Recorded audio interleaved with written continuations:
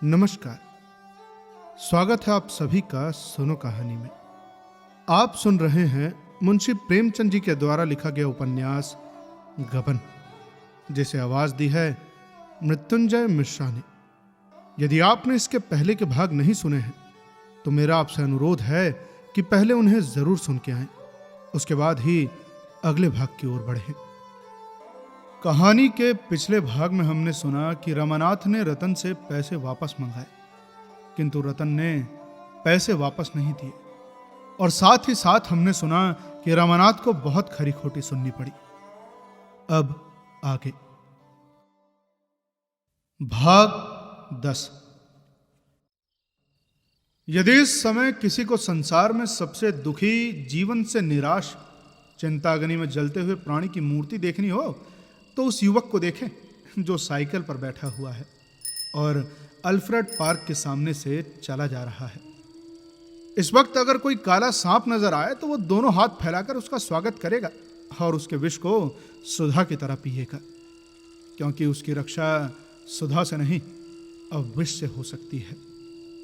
मौत ही अब उसकी चिंताओं का अंत कर सकती है, लेकिन क्या मौत उसे बदनामी से बचा सकती है? सवेरा होते ही ये बात घर पर फैल जाएगी। सरकारी रुपए खा गया और पकड़ा गया भाई, तब आत्महत्या कर ली।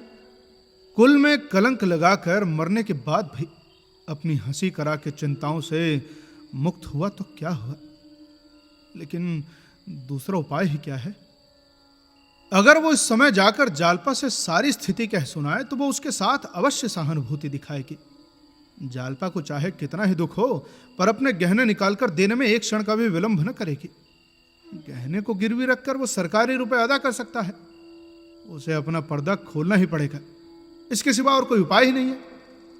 मन में यह निश्चय करके रमा घर की ओर चला, पर उसकी चाल में वो तेजी न थी जो मानसिक स्फूर्ति का लक्षण है। लेकिन फिर घर पहुंचकर उसने सोचा, जब यही करना है तो फिर जल्दी क्या है, जब चाहूंगा मांग लूंगा।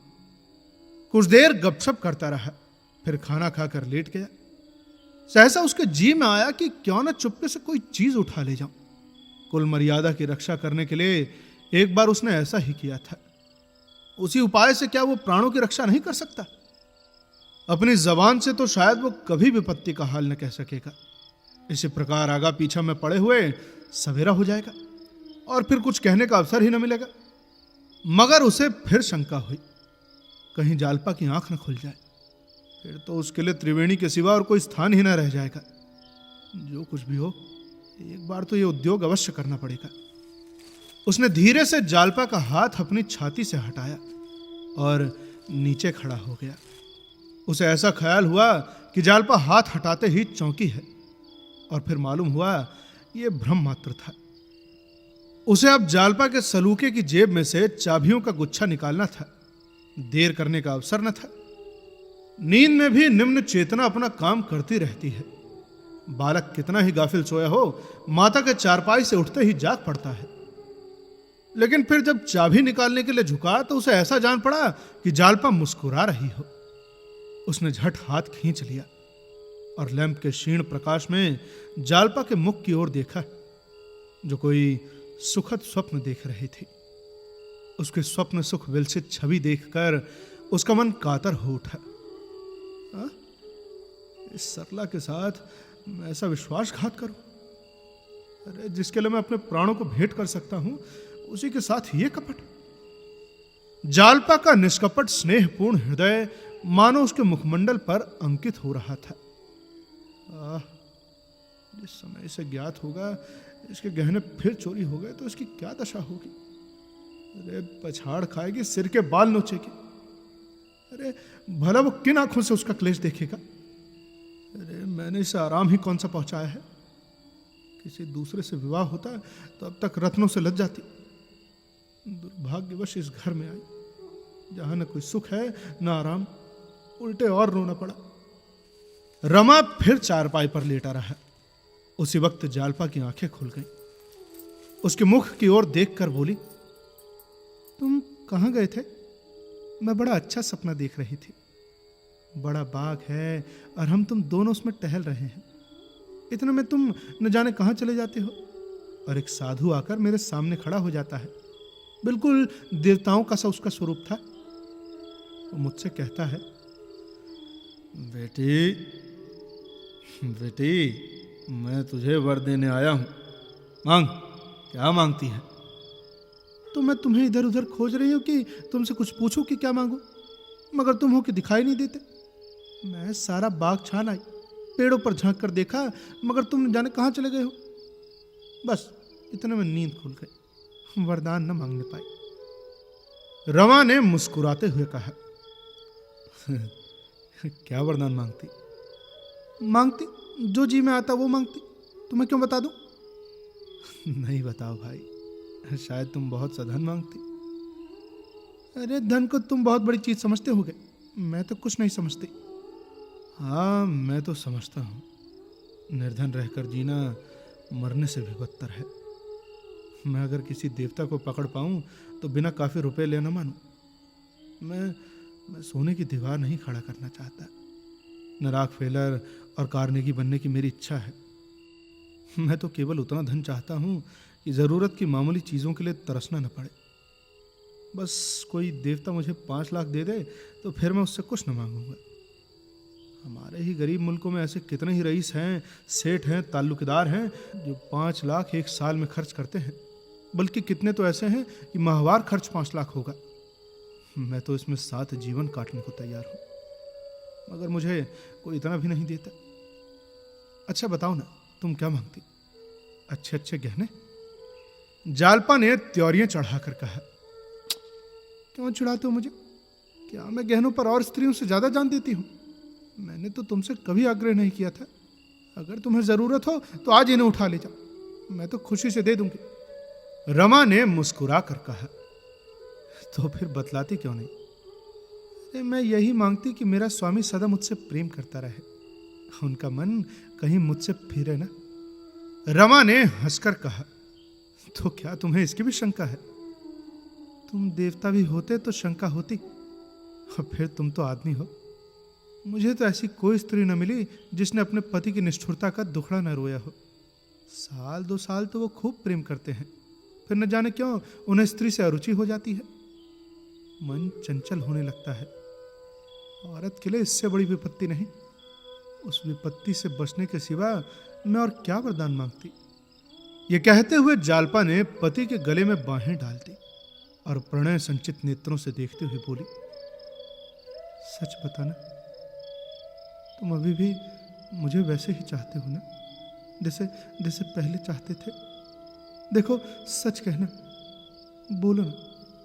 रमा ने जालपा के गले से चिमट कर कहा, उससे कहीं अधिक प्रिय, लाख गुना। जालपा ने हंसकर कहा, झूठ, बिल्कुल झूठ, 100 आना झूठ है। अब ये तो तुम्हारी जबरदस्ती है। आखिर तुम्हें ऐसा क्यों जान पड़ता है? आंखों में देखती हूँ, और कैसे जान पड़ा? जब देखो तुम गुमसुम रहते हो। मुझसे प्रेम होता तो मुझ पर विश्वास भी होता, बिना विश्वास के प्रेम हो ही कैसे सकता है भला? अरे जिससे तुम अपनी बुरी बुरी सी बातें न कह सको, उससे तुम प्रेम नहीं कर सकते। हाँ, उसके साथ विहार जरूर कर सकते हो, विलास कर सकते हो, उसी तरह जैसे कोई वैश्या के पास जाता है। वैश्या के पास लोग आनंद उठाने ही जाते हैं, कोई उससे मन की बातें कहने नहीं जाता। हमारी भी वही दशा है। बोलो, है या नहीं? आंखें क्यों छिपाते हो? अरे क्या मैं देखती नहीं तुम बाहर से कुछ घबराए हुए आते हो? बातें करते समय देखती हूँ तुम्हारा मन किसी और तरफ रहता है। भोजन में भी देखती हूँ तुम्हें कोई आनंद नहीं आता। दाल गाढ़ी है या पतली है, शाक कम है या ज्यादा, चावल में कनी है या पक गए हैं, इस तरफ तुम्हारी निगाह नहीं जाती। बेगार की तरह भोजन करते हो और जल्दी से भागते हो। अरे मैं क्या ये सब नहीं देखती? मुझे देखना चाहिए, मैं विलासिनी हूँ।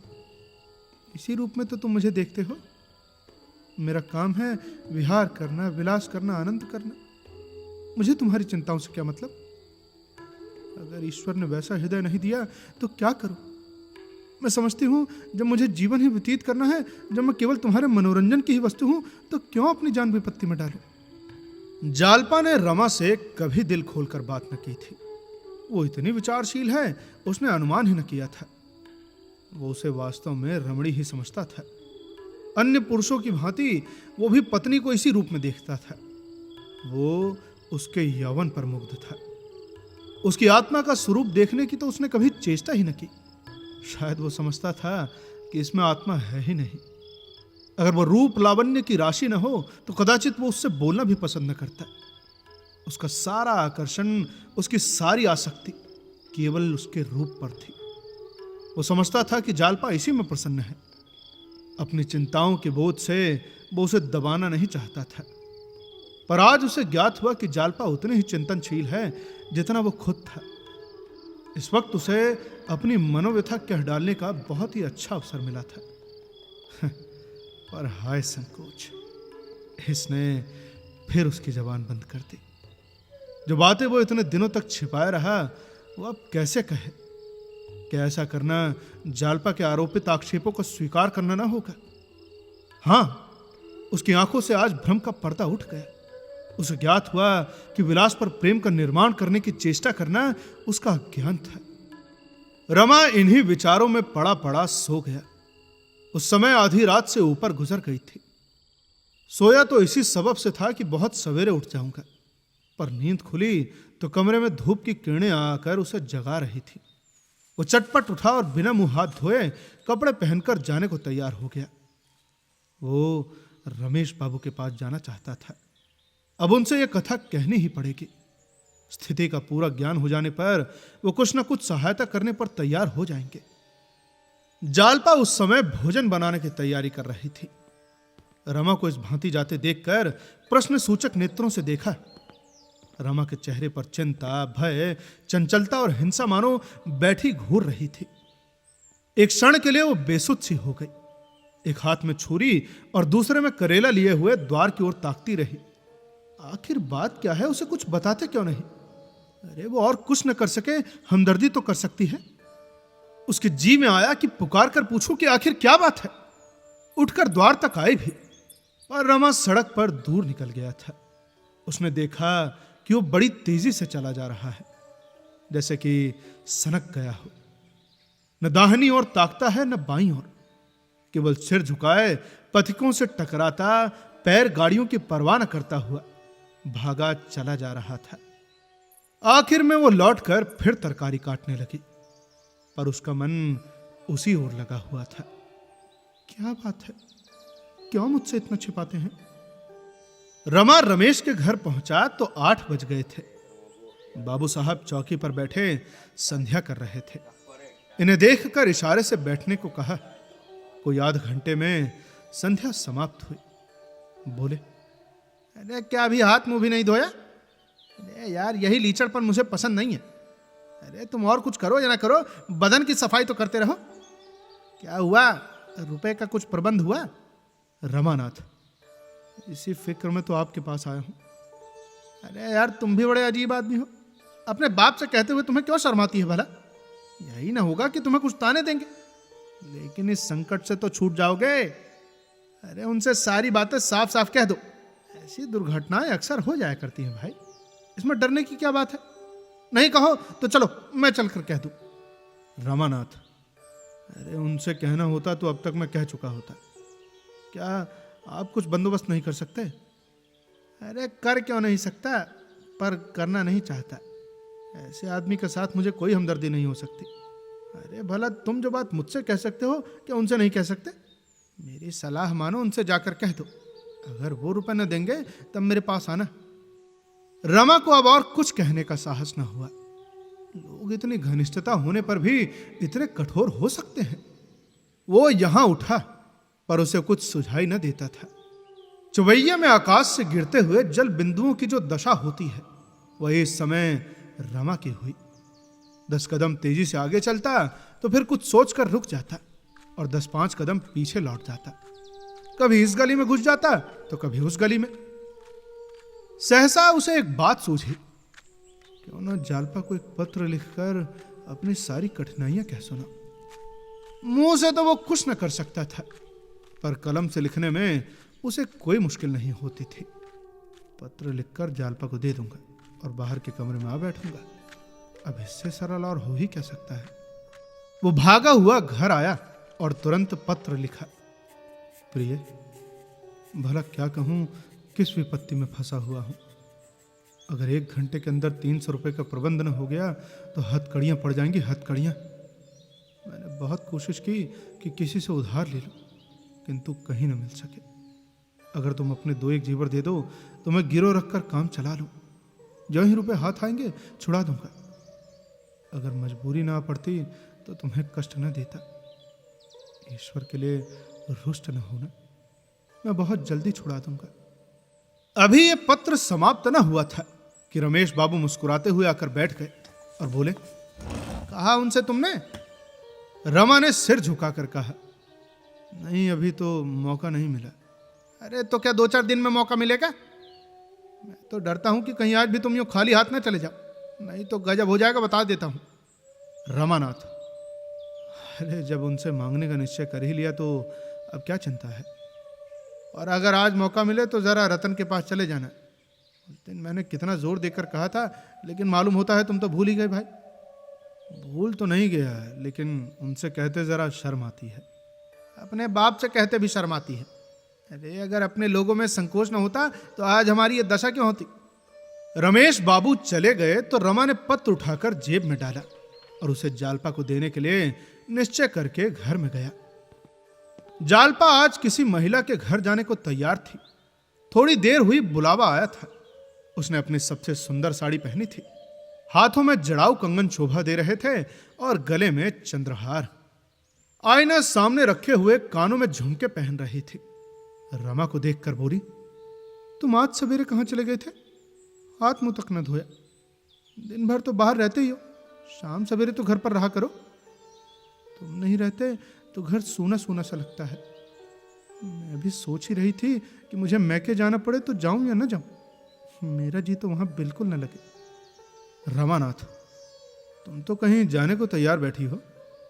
हाँ, वो सेठानी जी ने बुला भेजा है, दोपहर तक चली आऊंगी। रमा की दशा इस समय उस शिकारी की सी थी जो हिरनी को अपने शावकों के साथ किलोल करते देखकर तनी हुई बंदूक कंधे पर रख लेता है और वो वात्सल्य और प्रेम की क्रीड़ा देखने में तल्लीन हो जाता है। उसे अपनी ओर टकटकी लगाए देखकर जालपा ने मुस्कुरा कर कहा, देखो मुझे नजर न लगा देना, मैं तुम्हारी आंखों से बहुत डरती हूं। रमा एक ही उड़ान में वास्तविक संसार से कल्पना और कवित्व के संसार में जा पहुंचा। ऐसे अवसर पर जब जालपा का रोम रोम आनंद से नाच रहा हो, क्या वो अपना पत्र देकर उसकी सुखद कल्पनाओं को दलित कर देगा? अरे वो कौन हृदय विहीन व्याध है जो चहकती हुई चिड़िया की गर्दन पर छुरी चला देगा भाई?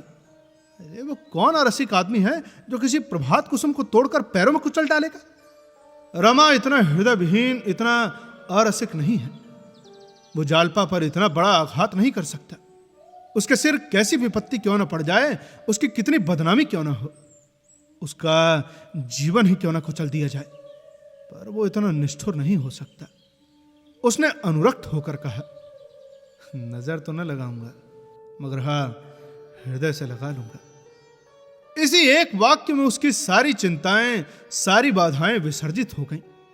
स्नेह संकोच की वेदी पर उसने अपने को भेंट कर दिया। इस अपमान के सामने जीवन के और सारे क्लेश तुच्छ थे। इस समय उसकी दशा उस बालक की सी थी जो फोड़े पर नश्तर की क्षणिक पीड़ा न सहकर उसके फूटने, नासूर पड़ने, वर्षों घाट पर पड़े रहने और कदाचित प्राणांत हो जाने के भय को भी भूल जाता है। जालपा नीचे जाने लगी तो रमा ने कातर होकर उसे गले से लगा लिया और इस तरह भींच भींच कर उसे आलिंगन करने लगा मानो ये सौभाग्य उसे फिर न मिलेगा। कौन जानता है कि यही उसका अंतिम आलिंगन हो।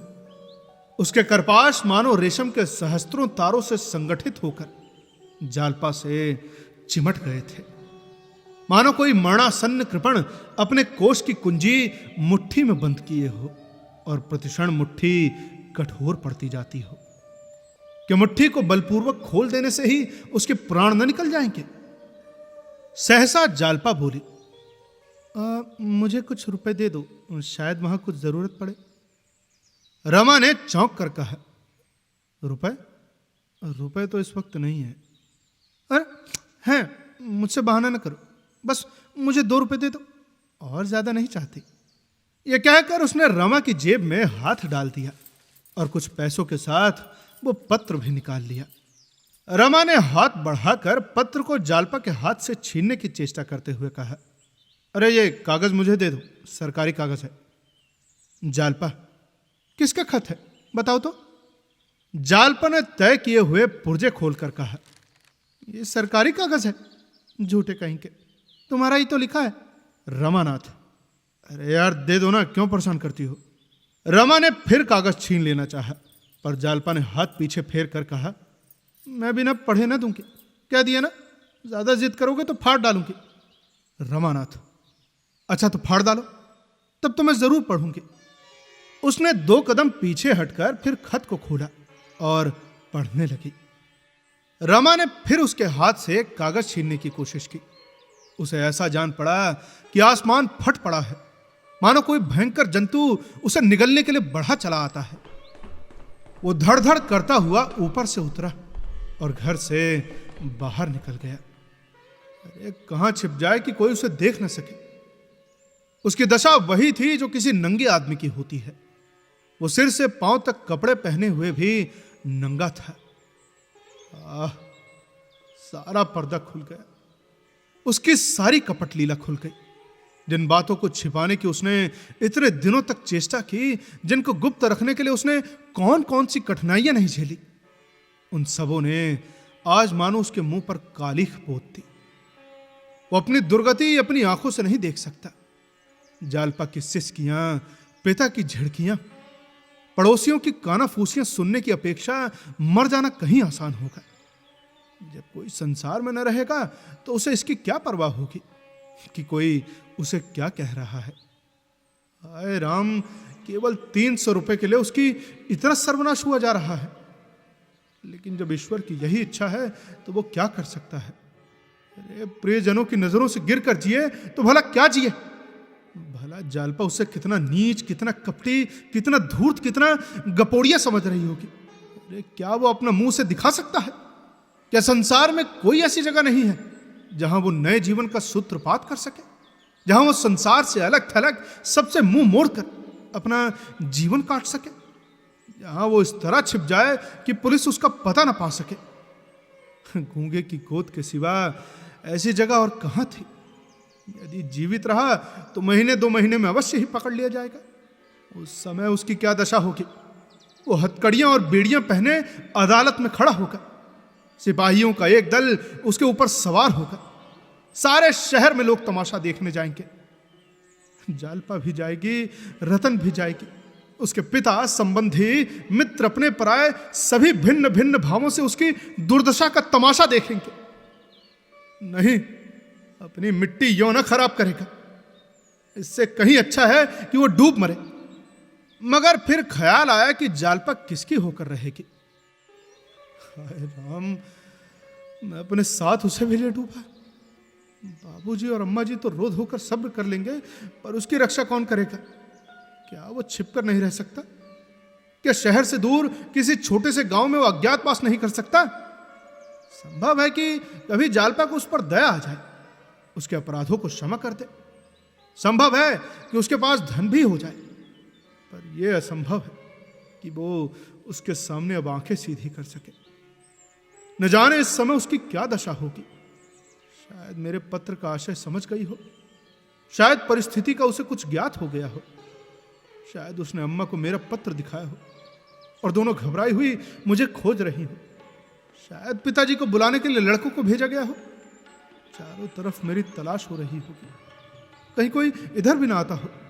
कदाचित मौत को देखकर भी वो इस समय इतना भयभीत न होता जितना किसी परिचित को देखकर। आगे पीछे चौकन्नी आंखों से ताकता हुआ वो उस जलती हुई धूप में चला जा रहा था। कुछ खबर न थी कि किधर। सहसा रेल की सीटी सुनकर वो चौंक पड़ा। अरे मैं इतनी दूर निकल आया। रेलगाड़ी सामने खड़ी थी। उस पर बैठ जाने की प्रबल इच्छा हुई, मानो उसमें बैठते ही वो सारी बाधाओं से मुक्त हो जाएगा। मगर जेब में रुपए न थे। उंगली में अंगूठी पड़ी हुई थी। उसने कुलियों के जमादारों को बुलाकर कहा, भाई साहब, कहीं ये अंगूठी बिकवा सकते हो क्या? 1 रुपये तुम्हें दे दूंगा। मुझे गाड़ी में जाना है। रुपए लेकर घर से चला था, पर मालूम होता है कहीं गिर गए। अब फिर लौटकर जाने में गाड़ी न मिलेगी और फिर बड़ा भारी नुकसान हो जाएगा। जमादार ने उसे सिर से पांव तक देखा, अंगूठी ली और स्टेशन के अंदर चला गया। रमा टिकट घर के सामने टहलने लगा। आंखें उसकी ओर ही लगी हुई थी। 10 मिनट गुजर गए और जमादार का कहीं पता नहीं। अंगूठी लेकर कहीं गायब तो नहीं हो गया? स्टेशन के अंदर जाकर उसे खोजने लगा। एक कुली से पूछा। उसने उससे पूछा, जमादार का नाम क्या है? रमा ने जबान दांतों से काट ली। नाम तो पूछा ही नहीं था, तो बतलाया क्या? इतने में गाड़ी ने सीटी दी। रमा अधीर हो उठा। समझ गया कि जमादार ने चकमा दिया है। बिना टिकट लिए ही गाड़ी में आ बैठा। मन में निश्चय कर लिया कि साफ कह दूंगा, मेरे पास टिकट नहीं है। अगर उतरना भी पड़ा तो यहां से 10-5 कोस तो चला ही जाऊंगा। गाड़ी चलती। उस वक्त रमा को अपनी दशा पर रोना आ गया। ये भगवान, न जाने उसे कभी लौटना नसीब भी होगा या नहीं। फिर ये सुख के दिन कहां मिलेंगे? ये दिन तो गए, हमेशा के लिए गए। इसी तरह सारी दुनिया से मुंह छिपाए वो एक दिन मर जाएगा। कोई उसकी लाश पर आंसू बहाने वाला भी ना होगा। घर वाले भी रोध होकर चुप हो जाएंगे। केवल थोड़े से संकोच के कारण उसकी ये दशा हुई। उसने शुरू से ही जालपा से अपनी सच्ची हालत कह दी होती तो आज उसे मुंह पर कालिख लगाकर क्यों भागना पड़ता? मगर कहता कैसे? वो अपने को अभाग्नी न समझने लगती। कुछ न सही तो कुछ दिन तो उसने जालपा को सुखी रखा। उसकी लालसाओं की हत्या तो न होने दी। रमा के संतोष के लिए आज इतना ही काफी था। यहां अभी गाड़ी को चले 10 मिनट भी न बीते होंगे कि गाड़ी का दरवाजा खुला और टिकट बाबू अंदर आए। रमा के चेहरे पर हवाइयां उड़ने लगी। एक क्षण में उसके पास आ जाएगा। इतने आदमियों के सामने उसे कितना लज्जित होना पड़ेगा। उसका कलेजा धक धक करने लगा। ज्यों ज्यों टिकट बाबू उसके समीप आता था, उसकी नाड़ी की गति तीव्र होती जाती थी। आखिर बला सिर पर आ ही गई। टिकट बाबू ने पूछा, आपका टिकट? रमा ने जरा सावधान होकर कहा, साहब, मेरा टिकट तो कुलियों के जमादार के पास ही रह गया। उसे टिकट के लिए रुपए दिए थे, न जाने किधर निकल गया। टिकट बाबू को यकीन ना आया। बोला, ऐसा है, मैं कुछ नहीं जानता। आपको अगले स्टेशन पर उतरना होगा। आप कहाँ जा रहे हैं? रमानाथ। सफ़र तो बड़ी दूर का है साहब, कलकत्ते तक जाना है। टिकट बाबू, हाँ, तो आगे के स्टेशन पर टिकट ले लीजिएगा। रमानाथ, यही तो मुश्किल है साहब। मेरे पास 50 का नोट था। खिड़की पर बड़ी भीड़ थी। मैंने नोट उस जमादार को टिकट लाने के लिए दिया, पर वो तो ऐसा गायब हुआ कि लौटा ही नहीं। शायद क्या पता आप उसे पहचानते हो। लंबा लंबा चेच करू आदमी है। टिकट बाबू, ऐसा है, इस विषय में आप लिखा पढ़ी कर सकते हैं, मगर बिना टिकट जा नहीं सकते। रमा ने विनीत भाव से कहा, देखिए भाई साहब, आपसे क्या छुपाऊं, मेरे पास और रुपए नहीं है। अब आप जैसा मुनासिब समझे करें। टिकट बाबू, देखिए, मुझे अफसोस है बाबू साहब, कायदे से मजबूर हूं। कमरे के सारे मुसाफिर आपस में कानाफूसी करने लगे। तीसरा दरवाजा था। अधिकांश मजदूर बैठे हुए थे जो मजूरी की टोह में पूरब जा रहे थे। वो एक बाबू जाति के प्राणी को इस भांति अपमानित होते देखकर आनंद पा रहे थे। शायद टिकट बाबू ने रमा को धक्के देकर उतार दिया होता तो और भी ज्यादा खुश होते। रमा को अपने पूरे जीवन में कभी इतनी झेप न हुई थी। चुपचाप सिर झुकाए खड़ा रहा। अभी तो जीवन की इस नई यात्रा का आरंभ हुआ है। न जाने आगे क्या क्या विपत्तियां झेलनी पड़ेंगी, किस किस के हाथों धोखा खाना पड़ेगा। उसके जी में आया कि गाड़ी से कूद पड़ूं। इस छीछा लेदर से तो मर जाना ही अच्छा है। उसकी आंखें भर आईं। उसने खिड़की से सिर बाहर निकाल लिया और रोने लगा। सहसा एक बूढ़े आदमी ने, जो उसके पास ही बैठा हुआ था, पूछा, कलकत्ते में कहाँ जाओगे बाबूजी? रमा ने समझा कि यह गवार मुझे बना रहा है। झुंझलाकर बोला, तुमसे मतलब, मैं कहीं भी जाऊंगा। बूढ़े ने इस अपेक्षा पर कुछ ध्यान न दिया। बोला, मैं भी वहीं चलूँगा, हमारा तुम्हारा साथ हो जाएगा। फिर धीरे से बोला, किराए के रुपए मुझसे ले लो, चाहे दे देना। अब रमा ने उसकी ओर ध्यान से देखा। कोई 60-70 का बूढ़ा घुला हुआ आदमी था। मांस तो क्या, हड्डियां तक गली हुई थी। मूंछ और सिर के बाल मुड़े थे। एक छोटी सी बच्ची के सिवा उसके पास और कोई असबाब नहीं था। रमा को अपनी ओर ताकते देखकर वो फिर बोला, आप हावड़ा ही उतरेंगे या और कहीं उतरेंगे? रमा ने एहसान के भार में दबकर कहा, नहीं बाबा, आगे मैं उतर पड़ूंगा, रुपए का कोई बंदोबस्त करके फिर जाऊंगा। अरे तुम्हें कितने रुपए चाहिए? मैं भी तो वहीं चल रहा हूँ, जब चाहे दे देना।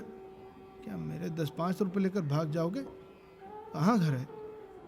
यहीं प्रयाग में रहता हूँ। बूढ़े ने भक्ति के भाव से कहा।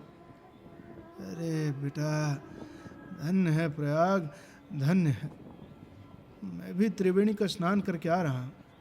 सचमुच देवताओं की पूरी है। तो क्या रुपए निकालूं? रमा ने सकुचाते हुए कहा, बाबा देखो, मैं चलते ही चलते रुपया न दे सकूंगा, ये समझ लो। बूढ़े ने सरल भाव से कहा, अरे बाबूजी, मेरे 10-5 रुपए लेकर तुम भाग थोड़े ही जाओगे? मैंने तो देखा कि प्रयाग में पंडे यात्रियों को बिना लिखाए पढ़ाए रुपए दे देते थे। 10-5 रुपए में तुम्हारा काम चल जाएगा? रमा ने सिर झुकाकर कहा, हाँ उतने बहुत हैं। टिकट बाबू को किराया देकर रमा सोचने लगा, ये बूढ़ा कितना सरल, कितना परोपकारी, कितना निष्कपट जीव है। जो लोग सभ्य कहलाते हैं, उनमें कितने आदमी ऐसे निकलेंगे जो बिना जान पहचान किसी यात्री को उबार ले। गाड़ी के और मुसाफिर भी बूढ़े को श्रद्धा के नेत्रों से देखने लगे। रमा को बूढ़े की बातों से मालूम हुआ कि वो जाति का खटिक है। कलकत्ते में उसकी शाक भाजी की दुकान है। रहने वाला तो बिहार का है, पर 40 साल से कलकत्ते में ही रोजगार कर रहा है। देवी दीन नाम है। बहुत दिनों से तीर्थ यात्रा की इच्छा थी। बद्रीनाथ की यात्रा करके लौटा जा रहा है। रमा ने आश्चर्य से पूछा, अच्छा बाबा, तुम बद्रीनाथ की यात्रा कर आए क्या? वहां तो पहाड़ों की बड़ी बड़ी चढ़ाइयां हैं। देवी दीन, बेटा भगवान की दया होती है तो सब कुछ हो जाता है बाबूजी। उनकी दया ही चाहिए बस। तो आपके तो बाल बच्चे कलकत्ते में ही होंगे? देवदीन ने रूखी हंसी हंसकर कहा, बेटा बाल बच्चे तो सब भगवान के घर चले गए। 4 बेटे थे, 2 का ब्याह हो गया था, लेकिन सब चलती है। और मैं बैठा हुआ हूँ। मुझी से तो सब पैदा हुए थे। अपने बोए हुए बीज को किसान ही तो काटता है बेटा। ये कहकर वो फिर हंसा। जरा देर बाद बोला, बुढ़िया अभी जीती है, देखें हम दोनों में पहले कौन चलता है। वो कहती है कि पहले मैं जाऊंगी, और मैं कहता हूं कि पहले मैं जाऊंगा। देखो किसकी टेक रहती है। बन पड़ा तो तुम्हें दिखाऊंगा। अब भी गहने पहनती है, सोने की बालियां और सोने की हंसली पहने दुकान पर बैठी रहती है। जब कहा कि चल तीरथ करावें तो बोली, अरे तुम्हारे तीरथ के लिए क्या दुकान मिट्टी में मिला दूं? ये तो जिंदगानी का हाल है बेटा। आज मरे कि कल मरे, मगर दुकान न छोड़ेगी। न कोई आगे, न कोई पीछे, न कोई रोने वाला, न कोई हंसने वाला, मगर माया बनी हुई है बस। अभी एक न एक गहना बनवाती रहती है, न जाने कब उसका पेट भरेगा। सब घरों का यही हाल है बेटा। जहाँ देखो हाय गहने, हाय गहने, गहने के पीछे जान दे दे। घर के आदमियों को भूखा मारे, घर की चीजें बेचे, और कहाँ तक कहूँ अपनी आबरू तक बेच देते हैं बेटा। छोटे बड़े, अमीर गरीब, सबको यही रोग लगा हुआ है। अच्छा, कलकत्ते में कहाँ काम करते हो भैया? अभी तो जा रहा हूँ दादा, देखूं कोई नौकरी चाकरी मिलती है या नहीं। तो फिर मेरे ही घर ठहरना। 2 कोठरियाँ हैं, सामने दालान है, एक कोठरी ऊपर है। आज बेचूं तो 10,000 मिले, एक कोठरी तुम्हें दे दूंगा, जब कहीं काम मिल जाए तो अपना घर ले लेना। 50 साल हुए घर से भागकर हबड़े गया था, तब से सुख भी देखा दुख भी देखा। अब मना रहा हूं कि भगवान ले चलो। हाँ, बुढ़िया को अमर कर दो। नहीं, उसकी दुकान कौन लेगा, घर कौन लेगा, और फिर साथ साथ गहने कौन लेगा। ये कहकर देवी दीन फिर हंसा। वो इतना हंसौड़ा, इतना प्रसन्नचित्त था कि रमा को आश्चर्य हो रहा था। बेबात की बात पर हंसता था। जिस बात पर और लोग रोते हैं उस पर उसे हंसी आती थी। किसी जवान को भी रमा ने यूं हंसते न देखा था। इतनी ही देर में उसने सारी जीवन कथा कह सुनाई। कितने ही लतीफे याद थे। मालूम होता था कि रमा से वर्षों की मुलाकात है। अब भैया रमा को भी अपने विषय में एक मनगढ़ंत कहानी कहनी पड़ी। देवी दीन, तो तुम भी घर से भाग आए हो, समझ गया। घर में झगड़ा हुआ होगा। बहू कहती होगी मेरे पास गहने नहीं, मेरा नसीबा जल गया। सास बहू में पटती न होगी। उनका कलह सुन सुन जी और खट्टा हो गया होगा। रमानाथ, हाँ बाबा, बात तो यही है, लेकिन तुम्हें कैसे पता। देवी दीन हंसकर बोला, यह बड़ा भारी मंत्र है भैया, इसे तेली की खोपड़ी पर जगाया जाता है। अभी लड़के वाले तो नहीं है ना। नहीं, अभी तो नहीं है। छोटे भाई भी होंगे। रमा चकित होकर बोला, हाँ दादा, ठीक कहते हो। तुमने कैसे जाना। देवी दीन फिर ठट्ठा मारकर बोला, ये सब मंत्रों का खेल है, ससुराल धनी होगा। क्यों। हाँ दादा, है तो, मगर हिम्मत ना होगी। बहुत ठीक कहते हो दादा, बड़े कम हिम्मत है। जब से विवाह हुआ अपनी लड़की तक को तो बुलाया नहीं। समझ गया भैया, यही दुनिया का दस्तूर है। बेटे के लिए कहो चोरी करें, भीख मांगे। बेटी के लिए घर में कुछ है ही नहीं। 3 दिन से रमा को नींद ना आई थी। दिन भर रुपए के लिए मारा मारा फिरता, रात भर चिंता में पड़ा रहता। इस वक्त बातें करते करते उसे नींद आ गई। गर्दन झुकाकर झपकी लेने लगा। देवी दीन ने तुरंत अपनी गठरी खोली, उसमें से एक दरी निकाली और तख्त पर बिछाकर बोला, ऐसा करो तुम यहां आकर लेट रहो, मैं तुम्हारी जगह पर बैठ जाता हूं। रमा लेटा रहा। देवी दीन बार बार उसे स्नेह भरी आंखों से देखता था, मानो उसका पुत्र कहीं परदेश से लौटा हो। अब कहानी में आगे क्या होता है, ये जानने के लिए जुड़े रहिए सुनो कहानी के साथ। तब तक के लिए सुनते रहिए सुनो कहानी की अन्य कहानियां। और यदि कहानी पसंद आई हो तो शेयर करिए अपने दोस्तों के साथ और अपने फैमिली के साथ। मिलते हैं अगले भाग में। धन्यवाद।